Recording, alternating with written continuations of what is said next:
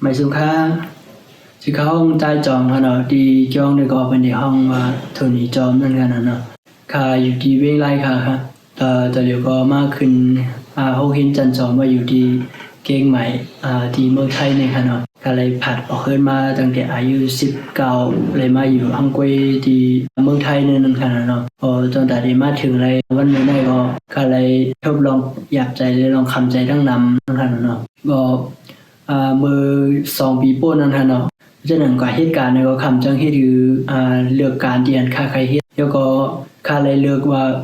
พออะไรเงินมาเงินเดือนออกมาที่กัดใจจังก็เลยจำอุ้ยก็กว่าในครับอำนั้นค่าได้เลือกใจ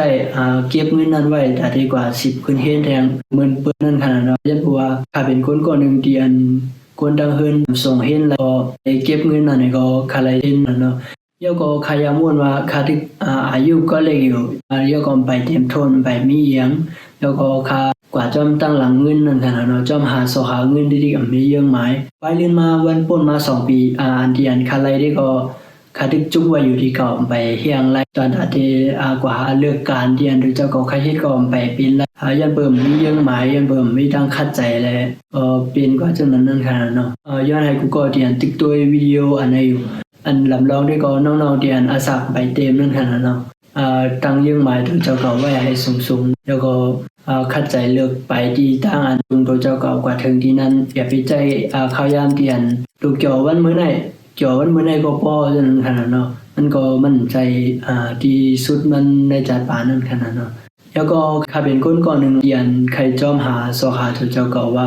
ที่อยู่ตัวเจ้าเก่ามีดีหลายตั้งยังอันตัวเจ้าเก่ามีดีหลายนั่นคือตัวเจ้าเก่าที่ไล่อยู่เตียนดีเลเซอันตัวเจ้าก็อยู่ในนั่นค่ะเนาะครับว่ากูก็ที่เลยใกล้ๆเลยยินค่ะเนาะข้อความมาในว่าคนเฮาเลือกเกิดอะไรนั่นค่ะเนาะก็คือคนเฮาเลือกตัดใจเส้นทาง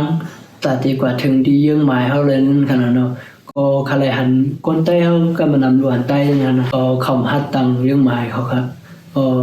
จะเป็นเรื่องนั้นนั่นค่ะเนาะก็หมอกโหลดตังยังหมายสูงๆแล้วก็ปั่นแห้งตัวเจ้าเก่าน้ำครับสำหรับเป็กสำหรับมันเต็มไปเป็นมาก็ใจว่ามันเตรียมเป็นมานั่นกันเนาะก็วิดีโออันที่มาได้ก็คาเดมาแชร์ริ่งลองการเรียนขายามเฮ็ดมาอธิเห็นไว้อีสังอยู่แล้วก็ยุ่งหมายคาเป็นอีสังในคาเดมาลาเดวิดีโอโหดังนาครับโอเคเท่ากันวิดีโอโหดังนาครับ